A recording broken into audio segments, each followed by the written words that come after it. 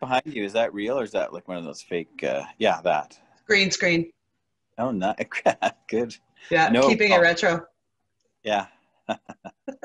So welcome to Dope Nostalgia. I want to thank you for being on the show today, and I'm really excited about your new project you're doing with your daughter, Kandle.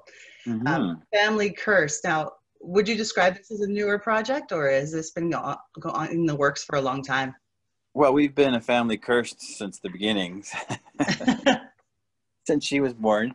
But yeah, no, it's a record. You know, we've always, obviously, she decided to get into music for whatever reason, and we never really worked together until this project. So it was a fun thing to do, independent of our own careers, kind of thing. Now, how long had she been working in music up until this point? Since she was yeah, a good 10 years anyway, since she was a teenager. So yeah. And you guys just decided, hey, it's time to do this as a family thing. And how did you get the rest of the family involved? Because from what I understand from reading the bio, is that you have aunts and uncles and people who are also playing in the group. Is that correct? They come and go. I mean, the recording project is essentially Kandle and I, and a little contribution from Danny Michelle. But my brother, who's a pretty good musician, played sax on some live shows and piano, and my niece Sarah, who's a musician too, did some singing with us, and just sort of people coming in and out. And of course, my other daughter Coral and my wife Janine are in the latest video. So, we make it a family thing. Oh, that's awesome. I'll make sure that we share the links to the videos on all of our social media. And if you don't mind, we'll share a couple of clips of some of your songs you guys are doing. So people get a taste of it. So in the bio, you guys say that we make our music from experimenting with various audio scraps and acting on our emotions. What various audio scraps are in play here? Well, it's more of an attitude, sort of like there's a song called Refrigerator Shrine. I mean, there's a town in the Joshua Tree National Park, the desert in California there, called Pioneer Town, and some other weird old sort of almost cowboy towns. And that kind of a vibe. Experimenting with slide guitar. So I was just playing around with some slide guitar playing and drumming, which I don't normally know how to do. And I would come up with these grooves that I thought were kind of fun. And then I sent them basically to Kandle, and she just sang over them. She just told me, give it a name and I'll sing on it. So I'd say something like, Cast the Curse or Desert Blues. Named a lot of them something blues. So that she put on that attitude, and it kind of worked. Pure folk artwork from found objects. That was another quote I read describing the project. Yeah, that sounds good to me. I like that one too. So there's a bit of mystery I found to the band while I was doing some investigating on on the origins and whatnot. It makes delving into it more exciting for me as a listener. What will we expect from your stage show? Now, I know right now it's a little bit wild to be I think you guys are starting to do some shows again, aren't you? We've done a few streaming shows already, and we were just just before this what do they call it, a pandemic kind of took away the music industry. We were just starting to gear up for some shows in the summer and stuff, and we've done, I guess, 2 shows in Montreal and a show in Toronto. When we were sort of both out there, and they went over pretty good, so it was fun. I noticed one of them was like the Elmo Combo. Is that? Well, no, that didn't happen. No, it didn't. Oh, okay. The 440 band, the other band that I'm part of, we did that, but Kandle couldn't make the trip, so we were supposed to do a Family Curse show there. I mean, the thing is with the live show, when it's live in front of people, not so much a stream show, because the stream show is kind of like it sounds; it just streams through. Yeah. Because there's no audience to sort of interact with, but when we do the live show, it's just like being in our kitchen and we're just sort of just riffing off each other. A lot of banter goes on. When you're doing with a stream show and there's no audience, does it feel like just being at a rehearsal almost, like a sound check, or?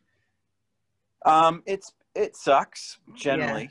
But the last one we did was kind of fun, and I'm trying to remember who the heck was for. I think it was the Windsor Blues Fest or something like. It was funny because we got to play all these blues festivals and stuff without being there, which is kind of weird. But so what I organized is we played to the bass and drum tracks, and I set it up that it was continuous, and then I faded in audience crowd cheering and stuff. It actually felt better. Yeah. Yeah. It's like when you see a show and it's canned laughter or canned applause. It's, you don't know. After a couple seconds, you don't notice it and you just go with it. And it's like, yeah. Because even when you play a song and it ends like you think you're doing a performance, like you're performing, and then silence at the end. Well, you're not really performing. You're jamming or you're rehearsing. So.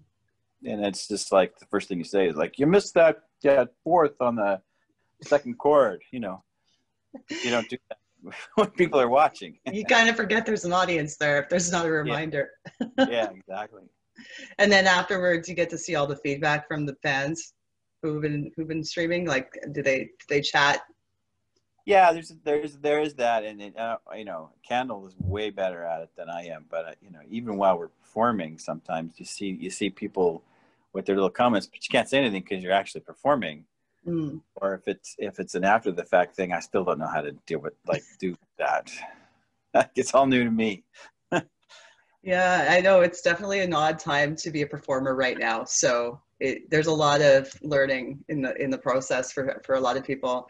Now, with the Alamo Combo, I think from what I understand, it's a very classic location in Canada for live music. Is that correct? Well, the Alamo Combo was sort of, as far as Toronto goes, through this. Well, it started, I think, in the 40s, if not earlier.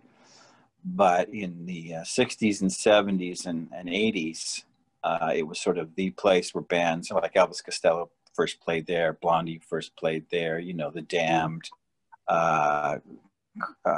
Tom Cochrane, lots of Canadian acts. I mean, it was sort of the place where you first got your feet wet if you were sort of heading somewhere. And of course the Rolling Stones played there a few times as the Cockroaches, in a sort of a warm-up surprise show. So that was always on, like people were always on the lookout for when that might happen.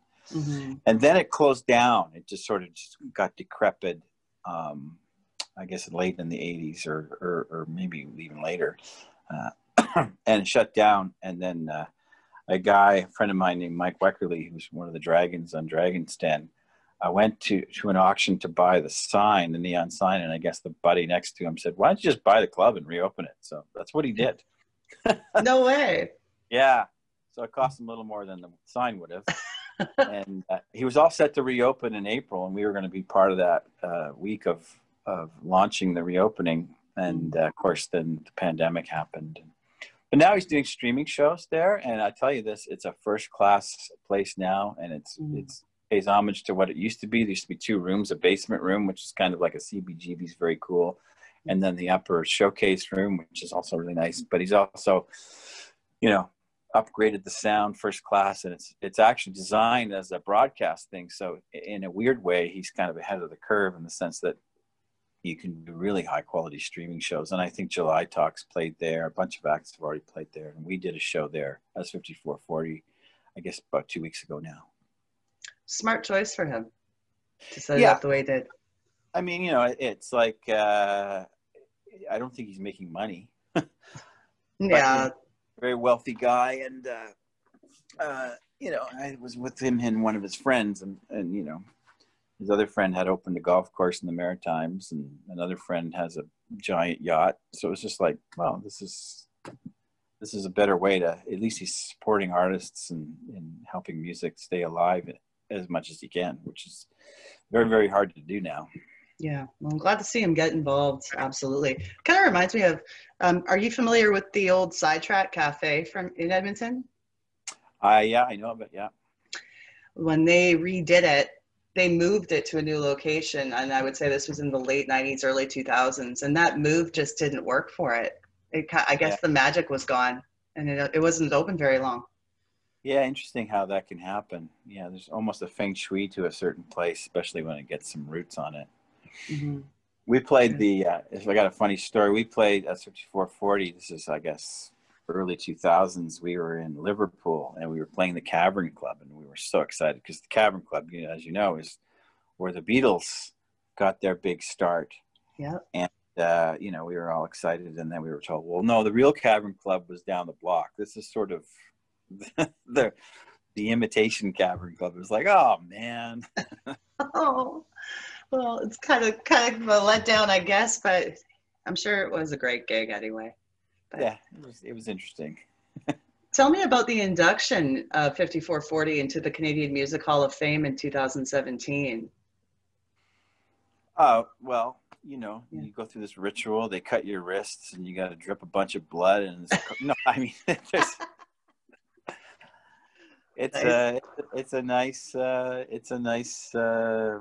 I guess from our peers in the industry, I guess, acknowledging our contribution, you know, giving us tip in the hat to us, like giving us a feather, a stick in our cap. There is no hall that I'm aware of. No physical hall to visit? No physical hall, no robes to wear, no ceremonies. Just basically an excuse for an awesome party and people like you to get to talk about it, which is awesome. It's a good party. It's all about the party. Did you guys ever see yourselves as labeled alternative? Because that label of a genre means many things, I find, especially in the 90s. Well, we started in the 80s, just so you know. So that word didn't exist. The word that existed was underground music, believe it or not, because you basically played halls or some dingy clubs that nobody really knew about it unless you knew about it. Does that make any sense? Yeah. So that was called underground music, and then it became college music or university music, and then it became alternative music, and then it became whatever it became, you know. So whatever. I always felt it was like it was a label for guitars that were grungy, in my opinion. That's all it was. Right. So yeah, the grunge thing happened well after we were on the scene. That's true. I know that you guys did start way back in the 80s instead of the 90s, but I found that when I got to know you guys, it was definitely in the 90s with the releases you had then. Did you feel like the music you were doing fit through and went through the grunge era seamlessly? Or did you notice any kind of struggle with that type of music coming into the forefront? Well, we weren't quite that way, but we fit alongside it fine. You know, we played a lot of those bands. You know, depending on what you would call those bands. Same with the 80s. You know, I mean, I guess alternative could be described as something that isn't necessarily, you know, on the top of the rock charts or anything, or, you know, mainstream music in terms of whatever, like rock music. So the 80s, we didn't really get played on the radio until later in the 80s. And then in the 90s, we had sort of been established. And then, the whole Nirvana thing came along, and, you know, a bunch of bands got inspired by that. And we played a lot, you know, we played with Pearl Jam, we played with Soundgarden, we played with a lot of bands in those days. Well, that's awesome. I understand that you went to Berkeley for music.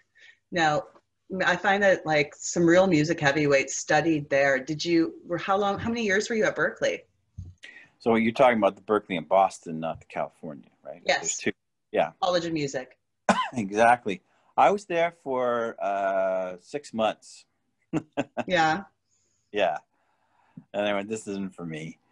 And I dropped out pretty quickly. And then that's basically around the time Brad, bass player who I went to high school with, said, hey, there's this new thing called punk rock and underground music. And it's really happening here in Vancouver. You should come back. He wrote me a letter. I actually still have the letter. Come back and we can jump into this because it's a lot of fun. And I went, wow. Well, I was studying, 8 hours a day in my little cubicle and, trying to be a jazzoid guy and all that sort of stuff. Is that what it was? Because I tried to go to Grant McEwen for music and it was the jazz. I couldn't do it. Yeah.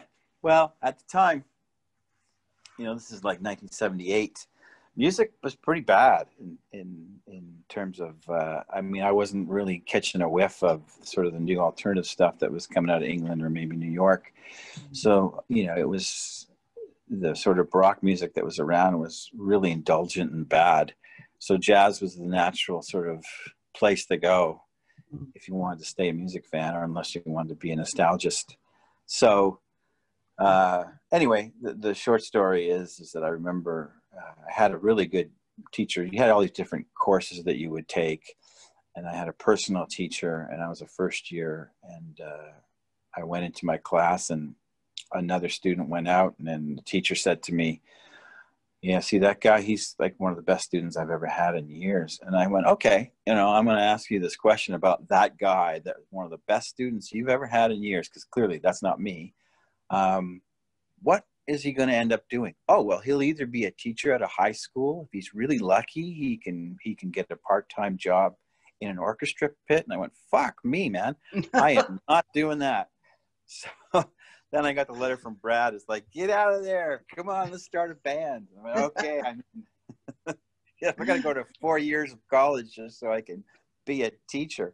No, thanks. So that was the deal there. Understandably so. Now you guys played your first show together, and John Lennon died that day. Yeah, that was it was a profound. I remember distinctly. So the show was I think it was a Monday or Tuesday.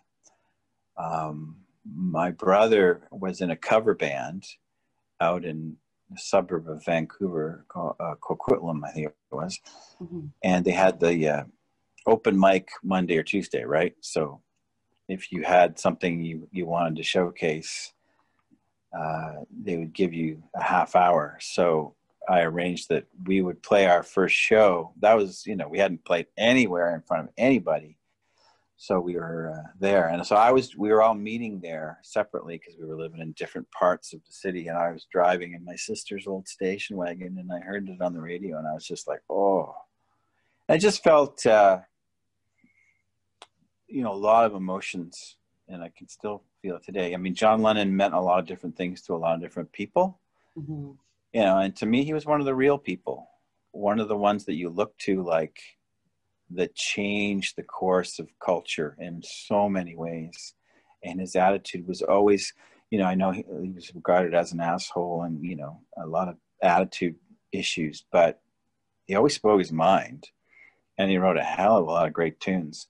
So I wasn't really into the Devil Fantasy album that had just come out, by the way. But so when we got on the stage and we sort of looked at each other, it just felt like, you know, like one of those weird old war movies where the Sarge just died and we got to pick up and you know, continue the battle for him kind of deal. So it just felt really, I don't know, meaningful and profound to play our 6 songs.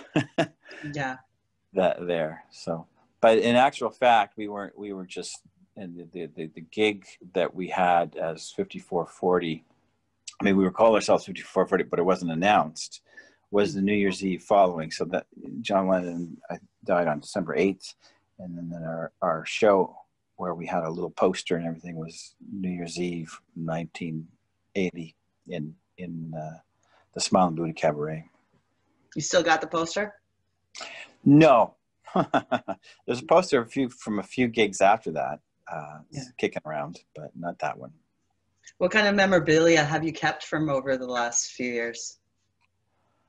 I've got, well, there's photos kicking around, obviously, that have been scanned and stuff like that. But I've got about 4 or 5 giant garbage bags of moldy, smelly T-shirts. I've got just about every T-shirt we ever made. Now, we used to make our own. I don't know if you knew that. Oh. Yeah, see, you haven't been around as long as I have. There was a Much Music special on us and how we would make our own T-shirts with silk screening and everything like that. Oh, that's awesome. Yeah, so I've got a lot of those rejects, actually, where they got smudged in the... So I got garbage bags full of T-shirts right through the 80s and 90s, and then after the 2000s, I kind of gave up collecting them all. But yeah. What was your favorite album you released in the 90s? Oh, that'd be Smile and Buddha Cabaret for sure. Absolutely. Yeah. What album track would you wish would have been a single, like a deep cut that was your favorite? I don't know. I'm trying to think.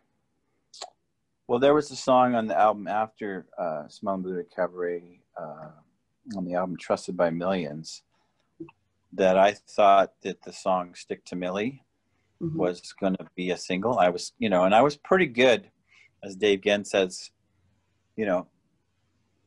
I would predict what the single would be about half the time. In other words, that song is going to get on the radio. And he goes, that's a pretty good record. That's better than an A&R guy. I kind of knew, had a sense that this song was clicking, because we used to always test these things out live, or even when we were making it, it just seemed to have a wind behind its back. So I remember we were recording the album, and Stick to Millie, still a great song, still a powerful rock song, and it still could have been a single. And we went, Stephen Drake did it, and a guy, what's his name, Bob Ludwig, famous mastering engineer out of Portland, Maine. He's mastered all the big records. We flew to Portland, Maine to get it mastered, and the same time the Hip were there, because Stephen Drake, who produced us, mixed the Hip, so we were doing a 2-for-1 kind of deal. So I was hanging out with those guys, listening to their record get mastered, which sounded awesome. I think it was Trouble at the Hen House, and was the one with Head by Century. I just remember that, whatever that album is. And then we had ours done, and the A&R guy was there, and we were flying on the back home, up to Toronto to do some meetings, and then I was going to go on to Vancouver. And the A&R guy was very, very excited about the album, and I said, Stick to Millie should be the first thing. He said, yeah, I do. And they said, what's it about? And I said, well, it's about abortion. It's like, the woman's right to choose, and how laws can do that, whatever. And he freaked out, being a Catholic, and basically it didn't get released as a single. Oh, wow. So, yeah. I mean, I suppose he could dispute that, but that's what happened. He definitely pushed for other songs, and that was a very successful album, but that never even saw the light of day, that record, or that song. So I kind of went, but whatever. That's rock and roll, baby. That's true. Now, with Hootie and the Blowfish covering your song I Go Blind, did that enable you guys to do a lot more with your own music, financially especially? Well, it in the sense that financially it was very rewarding. So,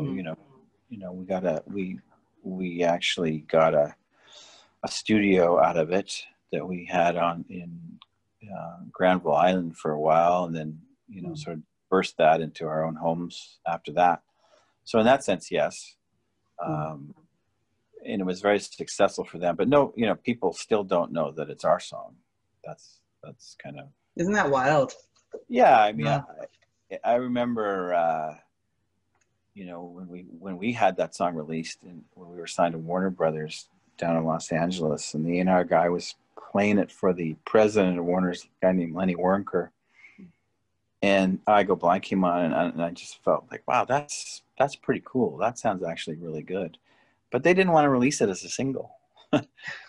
They released Baby Ran, I Want to Know instead, and then I Go Blind became a fan favorite inadvertently, and then they sort of begrudgingly released it as a single, and without any kick on it. So, it's a testament to a good song, I think. Absolutely. It's good to see you guys. When I see you live, and the last time I think was when you played Edmonton at our K-Days Festival 2 years ago, I want to say. All right, tell me what that was. Okay, it was the summer show, outdoor show. Who was on the bill? It was different bands nightly. You guys were the only band in that evening. Okay. Yeah. Okay. So it was the fair. The fair. Yeah. Okay. Yeah. I think I can put it together.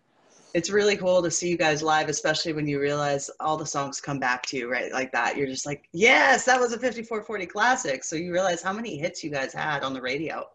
Quite a few. Have you released any or reissued any of your music on vinyl? There was a reissue of the Dear Dear album that was kicking around for a while. I think it wasn't us that released it because it was a Sony record, but somebody licensed the vinyl rights from Sony, and we're talking about it. You know, in the States, they're having a 30 or 35-year rights reversion of masters by law. So we've applied for our first 3 records, which were signed, you know, to Warner's in the States to come back to us. All the records we did, well, not all the records, but the 5 records we did after that were with Sony Music in Canada. And they have those masters in perpetuity unless the Canadian law can change where the artists get them back. So short answer is, I don't know. Fair enough. Fair enough. I know. How are you doing for time? I don't want to take up too much of your time if you're in a hurry. I just have a couple more questions. Pandemic on, and there's no gigs to be had. So yeah, I think I'm okay for a few more minutes. Okay. Okay. What was your favorite music video to make?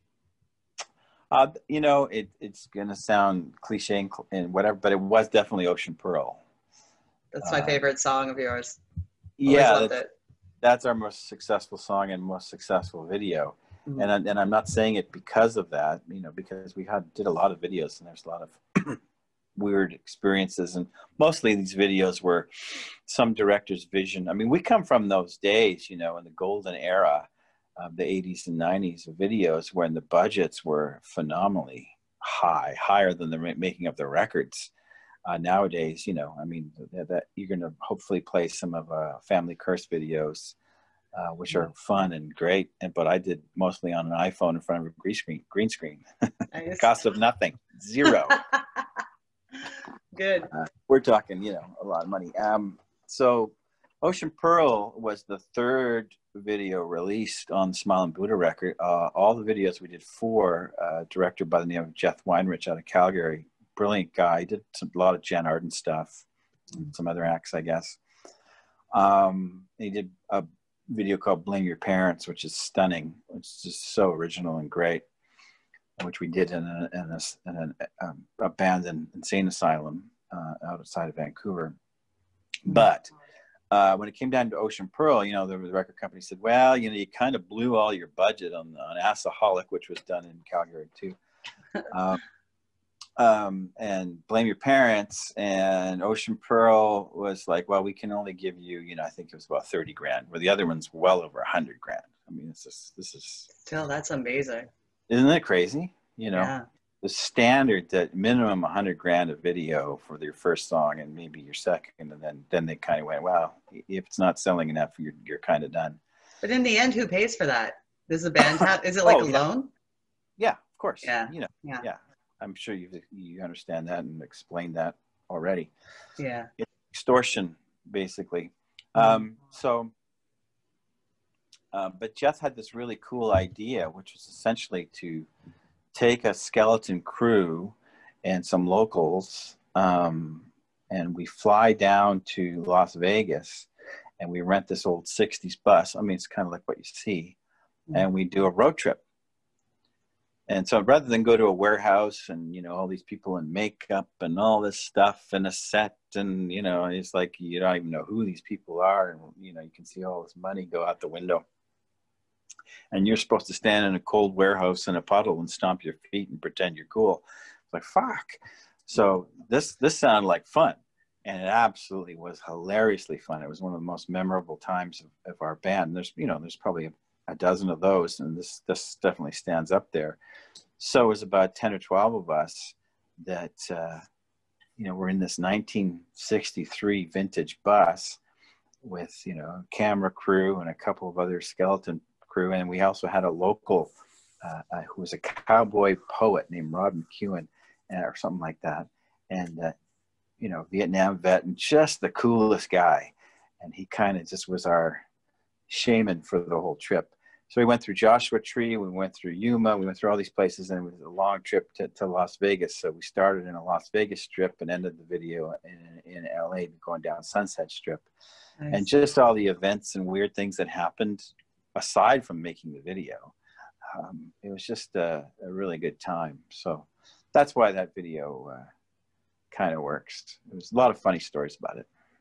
Oh, that's amazing. Like, I mean, just the idea of making a music video sounds extremely fun to me, but I imagine some of the shoots are not as easy as others. Yeah. Some of them are probably pretty difficult. I mean, it depends. Like I said, the stuff I did with The Family Curse was hilariously fun and has been hilariously fun because we just dress up and be goofy in front of a green screen, and then I find something to put behind it and go, that's fun. And, but yeah, some of those videos in the other days is like lots of time setting up for the lighting and the camera and the makeup and getting it just so and doing it 5 times. And, you know, and then it gets all put together and it is what it is. It looks good, I guess, as far as what it was in those days. I mean, I think some of the videos now that you see, you know, especially some like The Weeknd or something like that, I think those budgets are like $1 million. Mm-hmm. It's like they're movies. Exactly. What kind of good memories do you have of performing at Much Music and other like show appearances that you've had? You mean like at Much Music, like on TV at Much Music? Yeah. How was that process? Well, playing live at Much Music, I suppose we did about 3 or 4 times. Mm-hmm. I know we did the Much Music Awards. Mm-hmm. I think we closed it. We were supposed to open it, and Denise Dolan was running Much Music at that point, and she called and said, Bryan Adams says he wants to open it, so you're closing it. It's like, okay. Guess that's the way it is. But we won the award that year for Best Video for Sheila, so that was a good consolation for not opening. But anyway, it's good. Who have you met in the business that's taught you the most, or that you're most excited to meet? Well, you get little bits of everything from everybody. People that maybe you never heard of, to, you know, meeting Ronnie Wood was pretty special. But then that's a Rolling Stone, and then meeting all the Stones and hanging out for a bit with those guys was kind of like threw me right back to being a little kid again, you know, meeting heroes. And I was just like, couldn't get the grin off my face. It was the weirdest thing. But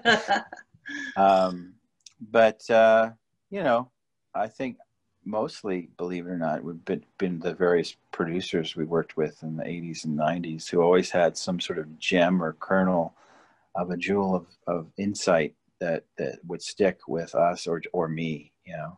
Mm-hmm. Like I remember Don Smith, you know, saying that the song just has to feel good, you know, and he would play examples of songs that the timing would drift or the tuning was a little bit weird and this and that, but it was a hit and because it felt good.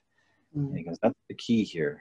And, oh yeah, that's so true, you know, because I've run into a lot of people who get really anal about a bar being a little bit off or this or that, and like no one can tell. But once you start looking, you'll find those problems, right? And they're not even problems. It's true.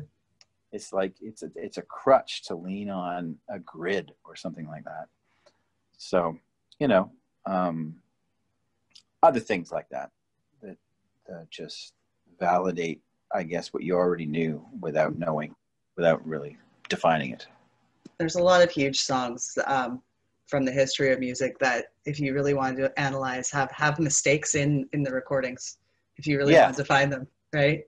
Yeah, so, like Tracy Chapman's "You Got a Fast Car," whatever that's called. I can't remember what it's called. Yeah, Fast Car. Yeah, yeah. If you listen to that, the tempo changes quite a bit throughout it, you know, and it's got some weird guitar problems and stuff like that, but it just feels great. And it's got a great, and that was one of the ones to use. The other one was, I think, Out on a Weekend by Neil Young, where it's just so simple and feels so good. And you're just like, wow, yeah, exactly. You just got right into it. Yeah. Is there any new tech out there that you are not interested in, you just refuse to use? Like, nope, not for me.